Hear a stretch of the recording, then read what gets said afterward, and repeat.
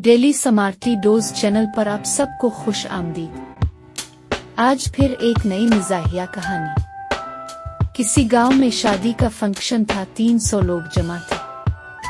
2 आदमियों का किसी बात पर झगड़ा हो गया, बस फिर किया था।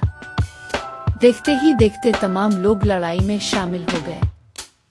एक दूसरे को कुर्सियां और खाने की डिशें ऐसे मारी जा रही थीं जैसे मिसाइल हो। शादी का हाल मैदान जंग लग रहा था। गलती बारात वालों की थी, शादी कैंसिल कर दी गई। दाल्हा को खाली हाथ वापस जाना पड़ा। दिनल के अरमा बारातियों की लड़ाई में बह गए। हम सारा खर्चा करके भी तन्हा रह गए। बाकी खाना मदरसा वालों को भेज दिया गया।